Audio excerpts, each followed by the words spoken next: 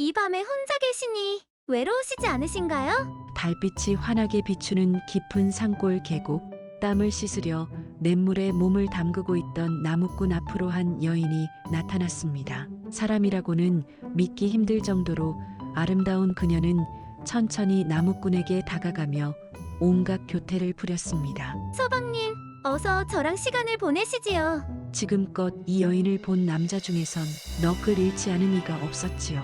하지만 이 나무꾼의 반응은 예상 밖이었습니다. 그는 여인을 한번 흘끗 보더니 눈도 마주치지 않고 다시 등을 문지르기 시작했지요.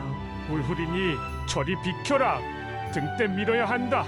절세미인 귀신과 고집불통 나무꾼, 과연 이 둘 사이에는 어떤 일이 벌어질까요? 달밤 야담 이야기 시작합니다. 어디에서 듣고 계신지 댓글로 알려주세요. 옛날 옛적 한양에서 멀리 떨어진 깊은 산골 마을에 홀로 사는 나무꾼이 있었습니다. 사람들은 그를 쇠돌이라 불렀지요. 쇠돌이라는 이름처럼 그는 쇠처럼 단단하고 고집 센 성품을 가진 사람이었습니다.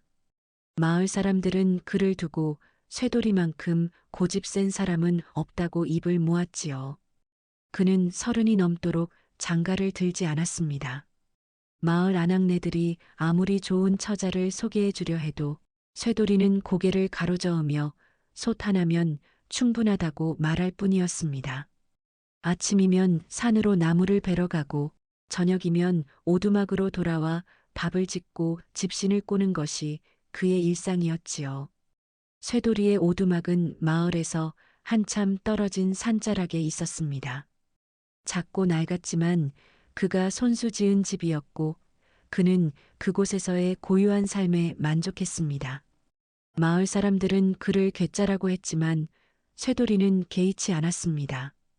그에게는 자신만의 신념이 있었기 때문이지요.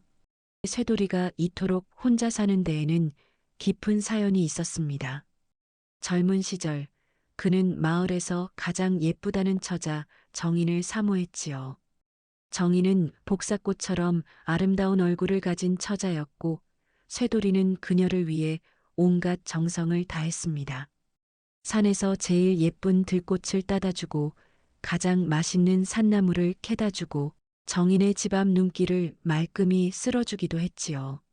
쇠돌이는 정인이 자신의 진심을 알아주리라 믿었습니다. 하지만 정인은 그런 쇠돌이의 마음을 이용만 했을 뿐이었습니다.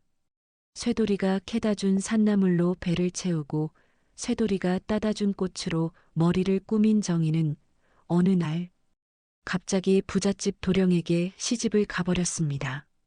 쇠돌이는 그 소식을 듣고 깊은 배신감에 빠졌지요. 그날 이후 쇠돌이는 꽃은 사흘이면 지지만 솥은 평생 간다는 신념을 갖게 되었습니다. 미모 따위에는 절대 마음을 흔들리지 않겠다고 다짐한 그는 오직 나무를 베고 밥을 짓고 살아가는 것만으로 만족하며 살아왔던 것입니다. 그런데 쇠돌이가 사는 마을 뒷산에는 오래전부터 전해 내려오는 무서운 전설이 있었습니다. 바로 절세미인 귀신 화영의 이야기였지요. 생전의 화영은 그 고을에서 가장 아름다운 여인이었습니다. 달빛보다 하얗고 고운 피부에 버들가지처럼 가늘고 우아한 몸매, 그리고 사람의 넋을 빼앗아갈 듯한 아름다운 눈을 가진 여인이었지요. 하지만 화영의 미모는 그녀에게 축복이 아니라 저주였습니다. 수많은 남자들이 그녀를 탐했고 그녀의 미모를 차지하기 위해 서로 다투었지요. 결국 화영은 권력 있는 양반의 첩이 되었지만 본처의 질투로 비참한 죽음을 맞이했습니다.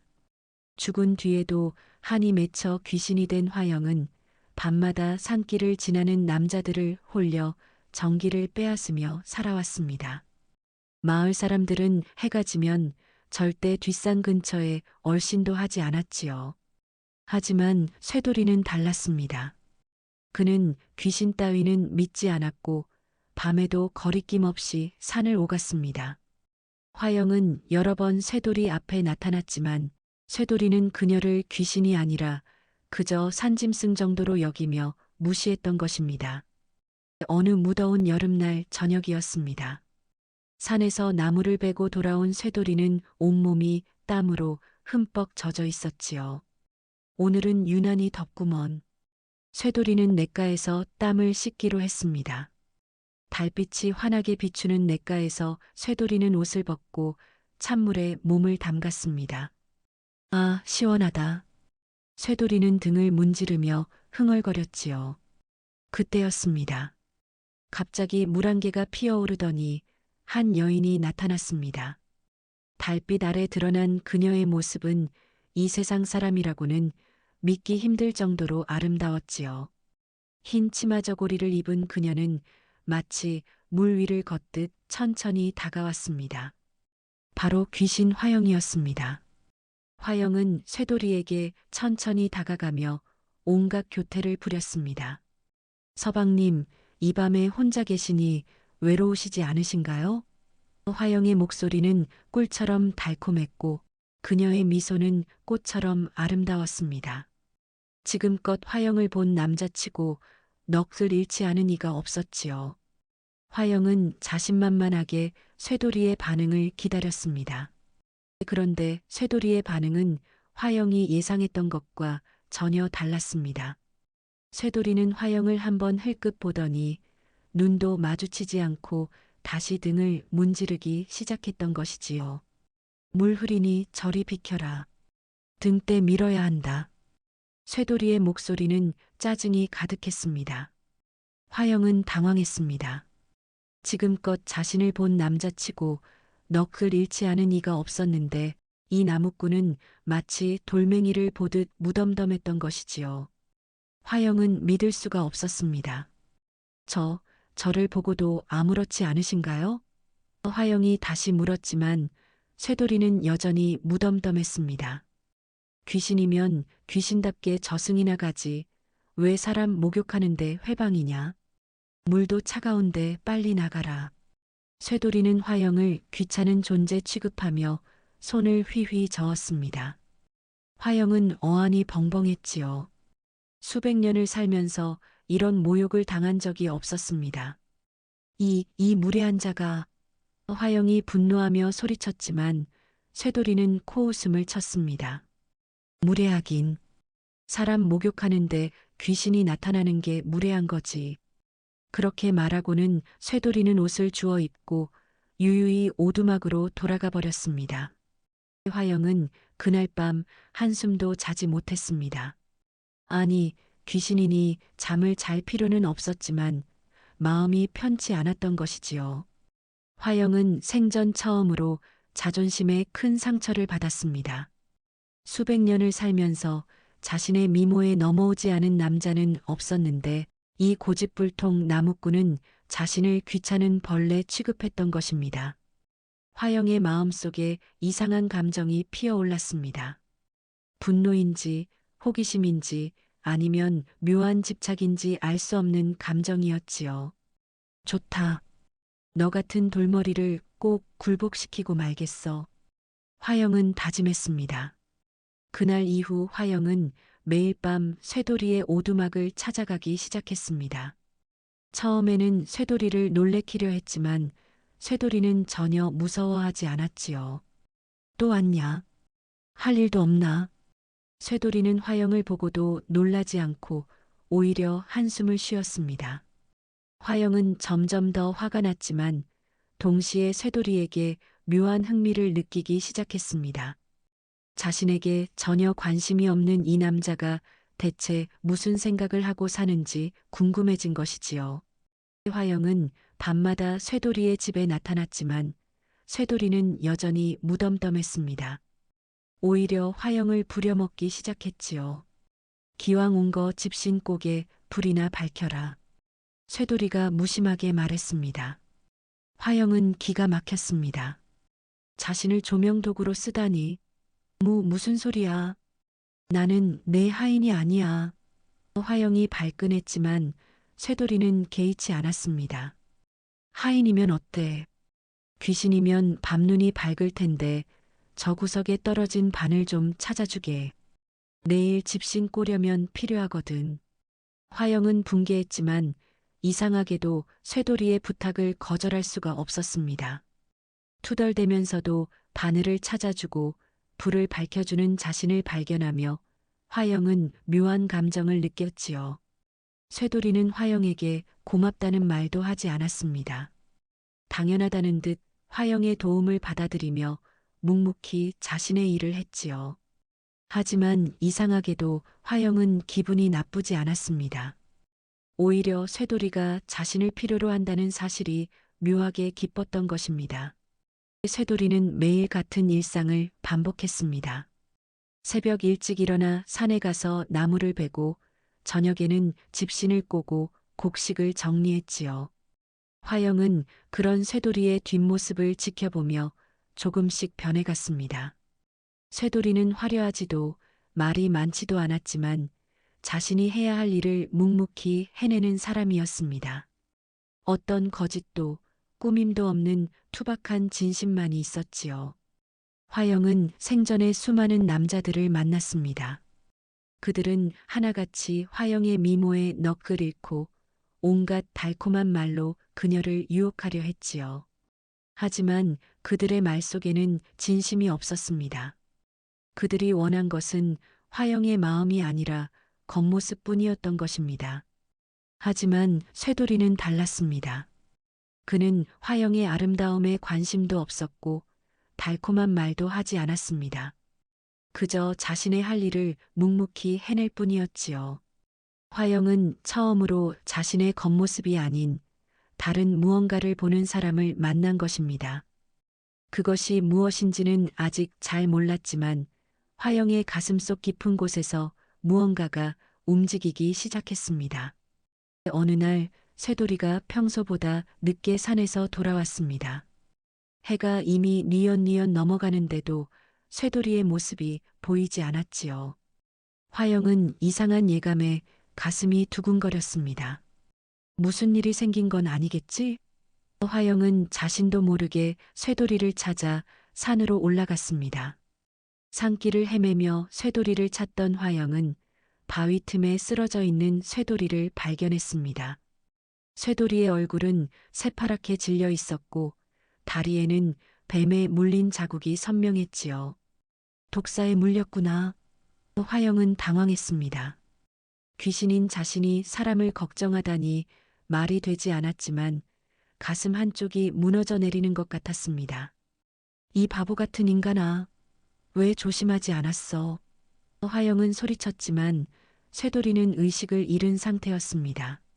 화영은 서둘러 쇠돌이의 상처를 살펴보았습니다.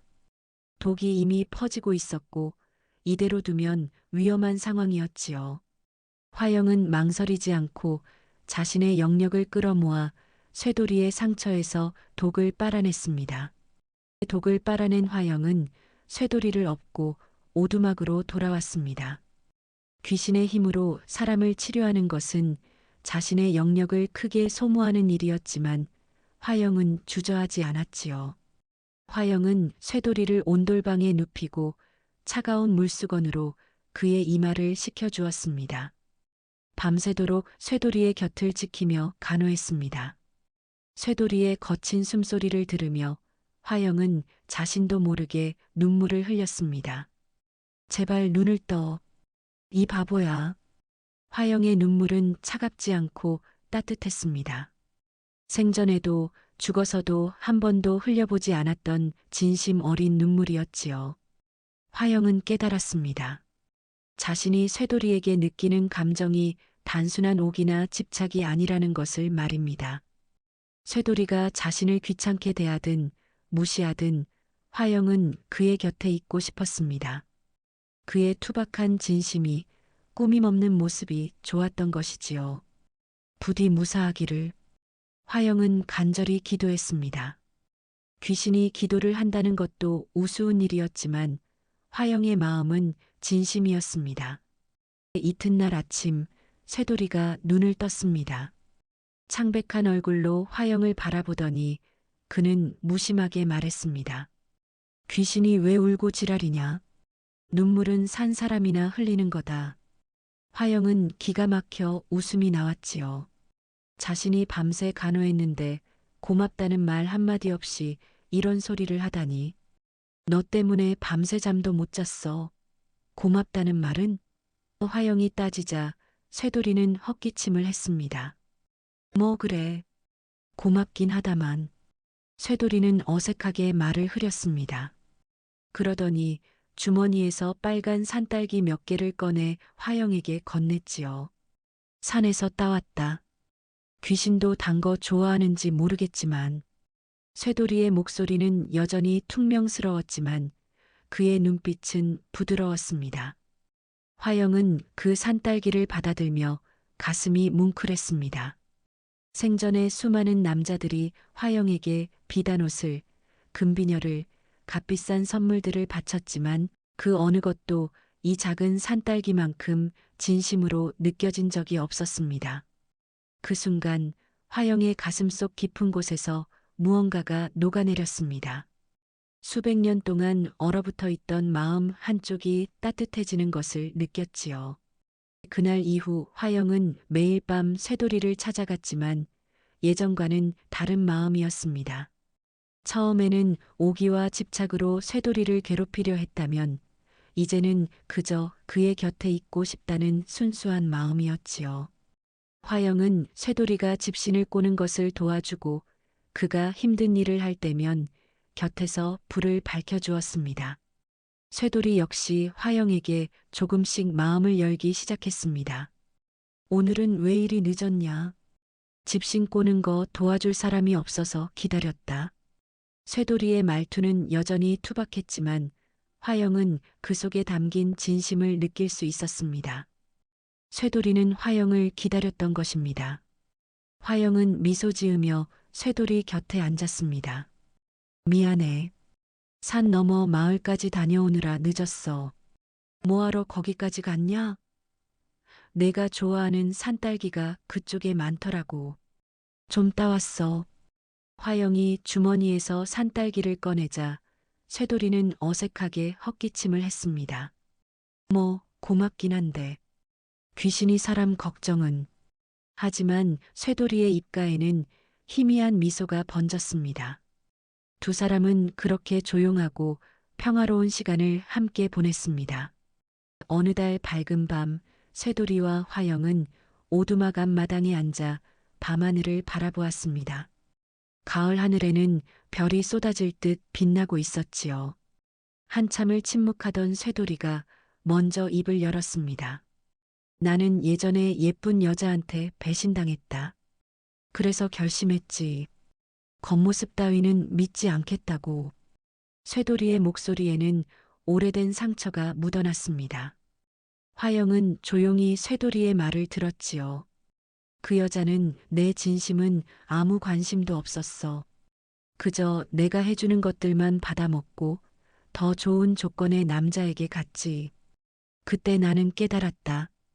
꽃은 사흘이면 지지만 솥은 평생 간다는 걸. 화영도 자신의 이야기를 털어놓았습니다. 나도 생전에 수많은 남자들을 만났어. 하지만 그들은 모두 내 얼굴만 탐했을 뿐, 내 마음은 아무도 보지 않았어. 내가 뭘 좋아하는지, 뭘 원하는지, 내가 어떤 사람인지는 아무도 궁금해하지 않았지. 두 사람은 서로의 상처를 이해했고, 그 밤 처음으로 진심을 나누었습니다. 쇠돌이는 화영의 손을 잡았습니다.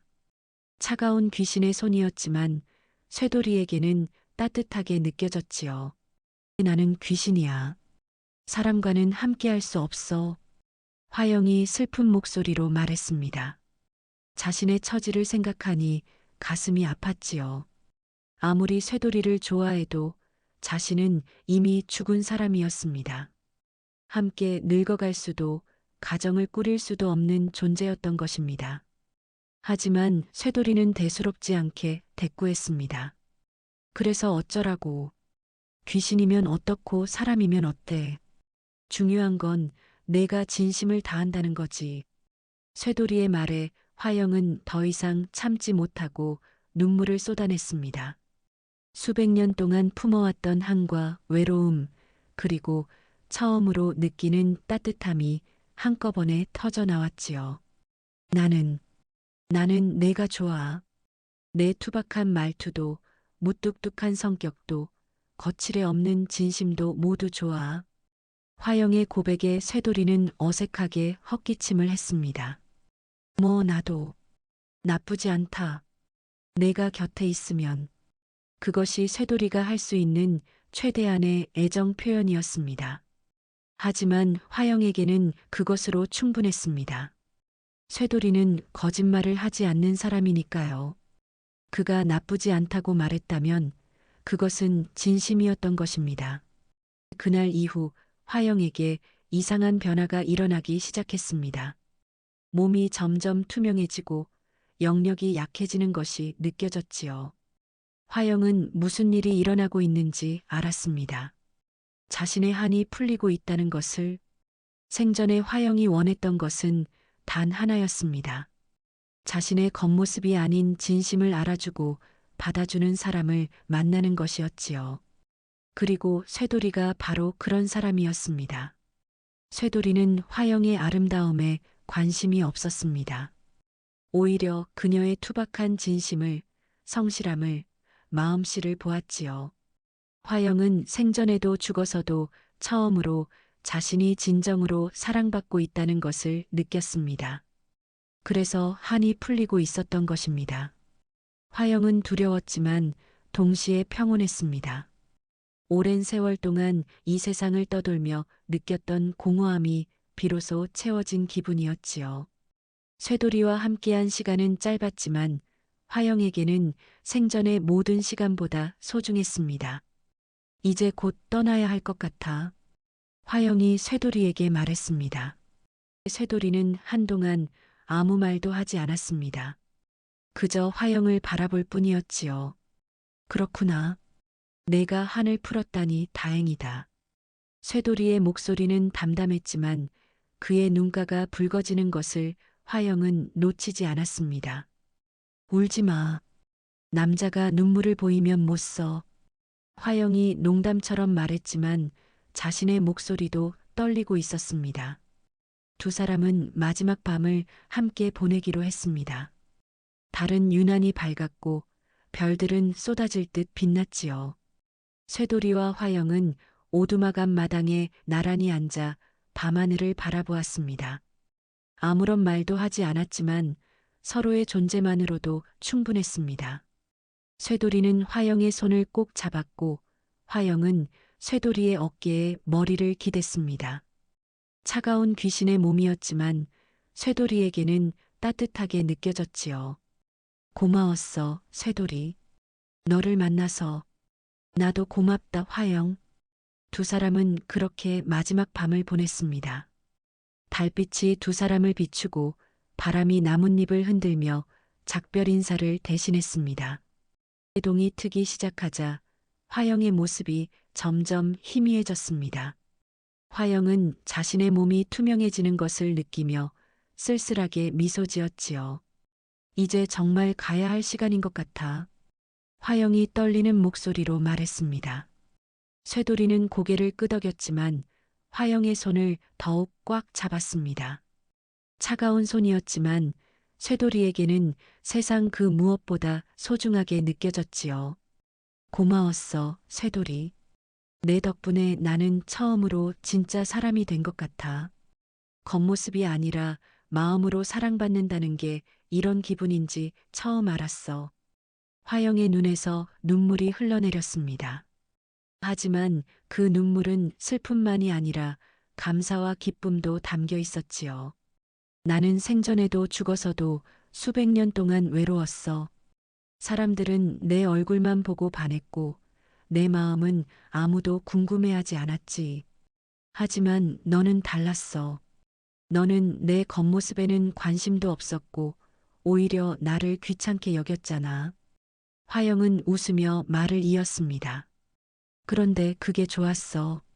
처음으로 거칠애 없이 진심으로 대해주는 사람을 만났으니까. 쇠돌이도 떨리는 목소리로 말했습니다.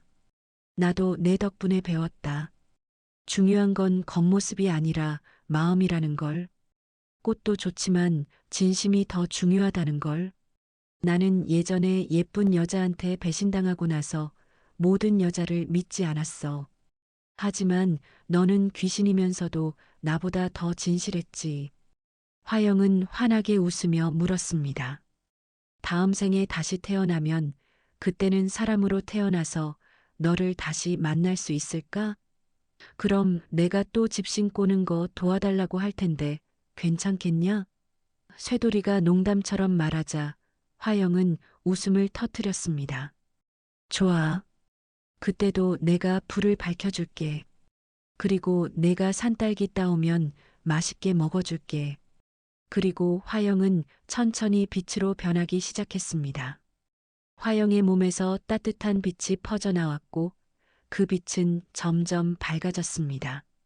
마치 수백 년 동안 얼어붙어 있던 마음이 녹아내리며 빛으로 승화되는 것 같았지요. 안녕, 쇠돌이.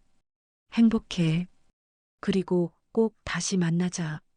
너도 행복해라, 화영. 저승에서도 편히 쉬어라.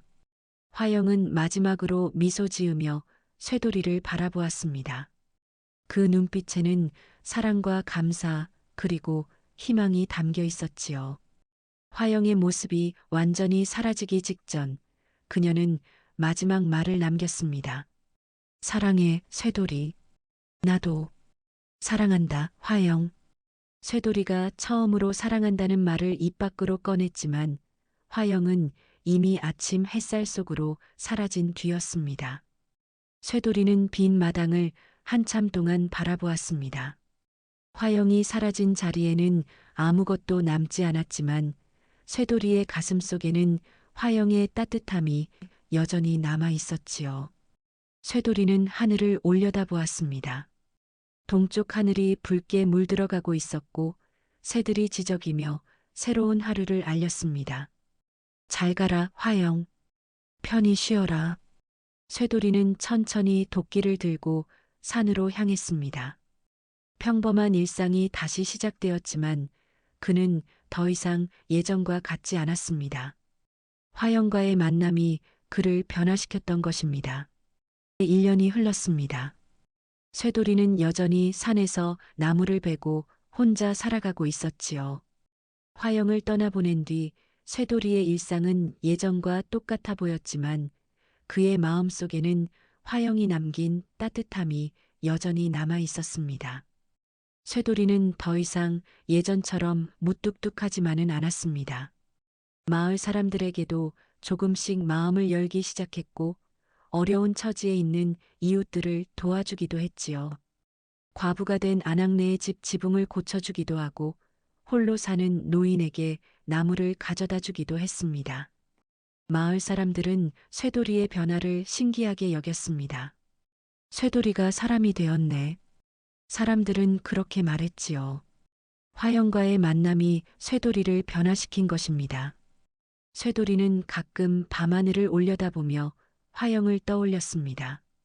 화영은 지금 어디에 있을까, 행복하게 잘 지내고 있을까 생각하며 조용히 미소 지었지요. 쇠돌이는 여전히 혼자 살았지만 외롭지는 않았습니다. 화영이 남긴 추억들이 그의 마음을 따뜻하게 해주었으니까요. 쇠돌이는 화영과 함께 집신을 꼬던 그 자리에서 여전히 집신을 꼬았습니다. 화영이 불을 밝혀주던 그곳에 등잔을 켜놓고 혼자 일을 했지요. 가끔은 화영이 옆에 앉아 있는 것 같은 느낌이 들기도 했습니다. 어느 여름날 저녁, 쇠돌이는 1년 전 화영을 처음 만났던 그 냇가로 다시 목욕하러 갔습니다. 1년이라는 시간이 흘렀지만 그곳은 여전히 똑같았습니다. 맑은 물이 졸졸 흐르고 달빛이 수면을 비추고 있었지요. 쇠돌이는 옷을 벗고 찬물에 몸을 담갔습니다. 시원하구먼. 쇠돌이는 혼잣말을 하며 등을 문질렀습니다. 그때였습니다. 갑자기 물 한 개가 피어올랐습니다. 쇠돌이는 가슴이 철렁했습니다. 설마 1년 전 화영이 나타났던 바로 그 장면이었습니다. 안개 사이로 한 여인이 천천히 걸어 나왔는데 그 모습이 화영과 꼭 닮아 있었던 것입니다. 쇠돌이는 숨을 멈추고 여인을 바라보았습니다. 달빛 아래 드러난 그녀의 모습은 화영과 똑같았지만 무언가 달랐습니다. 귀신의 차가운 기운이 아니라 따뜻한 사람의 온기가 느껴졌던 것이지요. 여인은 수줍게 쇠돌이를 바라보며 천천히 다가왔습니다. 서방님, 여인이 수줍게 말했습니다. 그 목소리는 화영의 목소리와 똑같았지요. 쇠돌이는 여인을 물끄러미 바라보았습니다. 화영과 똑같은 얼굴, 똑같은 목소리였지만 분명히 다른 점이 있었습니다. 따뜻한 체온이 느껴지는 살아있는 사람이었던 것입니다. 쇠돌이는 떨리는 목소리로 물었습니다. 누구시오? 여인은 부끄러운 듯 고개를 숙이며 대답했습니다. 저는 마을 너머에서 온 사람입니다. 꿈에서 서방님을 봤어요. 그래서 찾아왔습니다. 여인의 말에 쇠돌이는 놀라움을 감추지 못했습니다. 꿈에서 자신을 보았다니 무슨 꿈을 꾸었길래? 쇠돌이가 조심스럽게 물었습니다. 서방님이 저를 기다리고 계셨어요. 그래서 서둘러 찾아왔습니다. 저는 부모님도 일찍 여의고 혼자 살아왔는데 꿈속에서 서방님이 저를 따뜻하게 맞이해 주셨어요. 서방님과 함께 집신을 꼬고 밤하늘을 보며 이야기를 나누는 꿈이었습니다. 여인의 눈빛은 맑고 진실했습니다. 쇠돌이는 문득 화영의 말이 떠올랐습니다. 다음 생에 다시 만날 수 있을까 했던 그 말. 쇠돌이는 천천히 물에서 나와 여인을 자세히 바라보았습니다.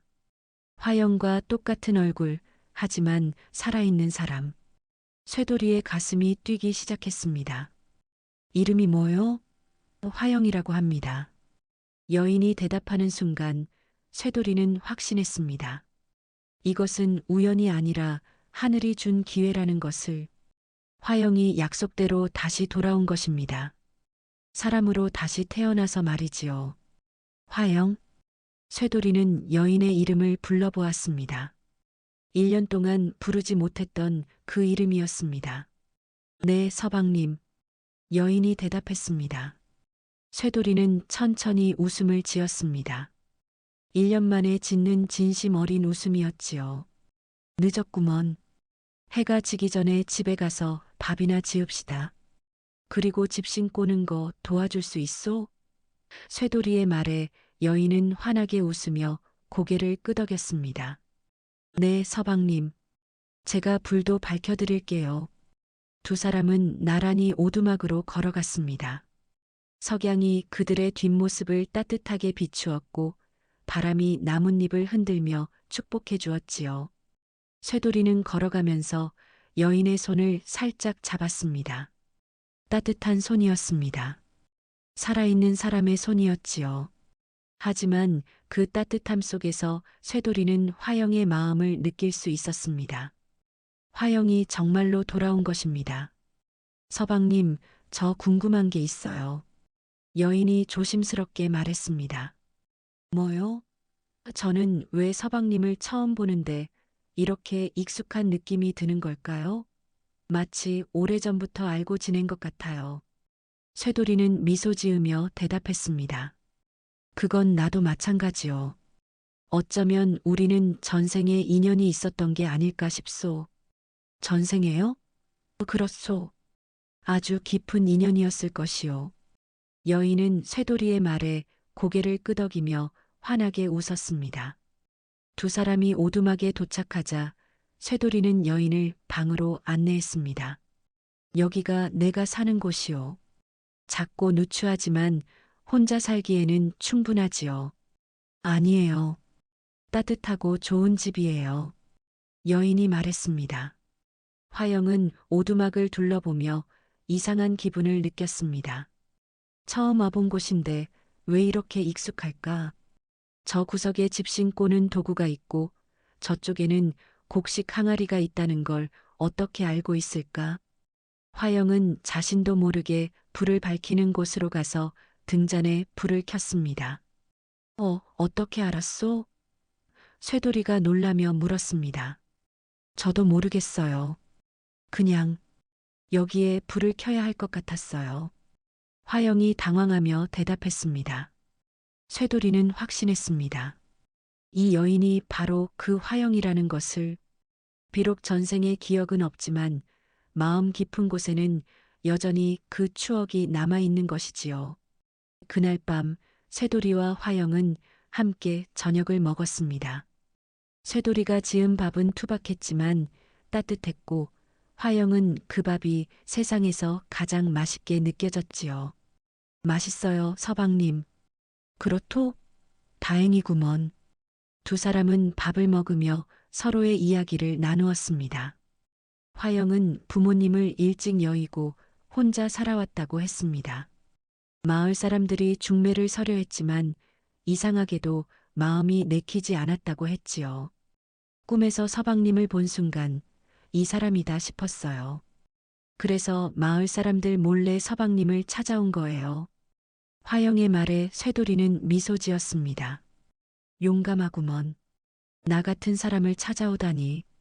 서방님은 좋은 분이에요. 처음 봤을 때부터 알 수 있었어요. 저녁을 먹고 난 뒤 쇠돌이는 집신을 꼬기 시작했습니다. 화영은 쇠돌이 옆에 앉아 불을 밝혀주었지요. 마치 수백 번도 더 해본 것처럼 자연스러웠습니다. 서방님, 제가 도와드릴게요. 화영이 말하며 짚을 집어들었습니다. 쇠돌이는 놀랐습니다. 화영이 집신 꼬는 법을 아는 것처럼 보였기 때문이지요. 어떻게 아시오? 저도 모르겠어요. 그냥 손이 알아서 움직이는 것 같아요. 두 사람은 나란히 앉아 집신을 꼬았습니다. 달빛이 창문으로 들어와 두 사람을 비추고 바람이 조용히 나뭇잎을 흔들었습니다. 평화롭고 따뜻한 밤이었지요. 며칠이 지나자 화영은 완전히 쇠돌이의 집에 정착했습니다. 두 사람은 마을에 가서 혼례를 올렸고 정식으로 부부가 되었지요. 마을 사람들은 쇠돌이가 드디어 장가를 들었다며 축하해 주었습니다.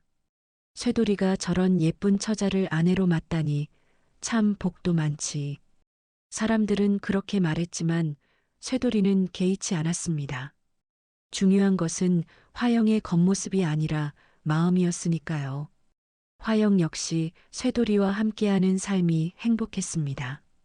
쇠돌이는 화려한 말을 하지도 않고 달콤한 약속을 하지도 않았지만 그의 모든 행동에는 진심이 담겨 있었지요. 아침이면 산에 나무를 베러 가기 전에 화영의 이마에 가벼운 입맞춤을 했고 저녁이면 화영이 지은 밥을 맛있게 먹어주었습니다. 오늘 밥이 특히 맛있구먼. 정말요? 다행이에요. 화영은 쇠돌이의 칭찬 한마디에 하루 종일 기분이 좋았습니다. 어느 날 저녁 두 사람은 마당에 앉아 밤하늘을 바라보고 있었습니다. 별이 쏟아질 듯 빛나는 밤이었지요. 화영이 조용히 말했습니다. 서방님, 가끔 이상한 꿈을 꿔요. 무슨 꿈? 서방님과 함께 있는데 제가 사람이 아닌 것 같은 꿈이에요. 그런데 서방님은 저를 똑같이 대해 주시더라고요. 쇠돌이는 화영의 손을 꼭 잡았습니다. 그건 꿈이 아니라 전생의 기억일지도 모르오. 전생의 기억이요? 그렇소. 우리는 전생에도 인연이 있었을 것이오. 그래서 이번 생에도 다시 만난 게 아니겠소. 화영은 쇠돌이의 말에 고개를 끄덕였습니다. 그렇다면 이 익숙한 느낌, 이 따뜻한 감정이 설명이 되는 것 같았지요.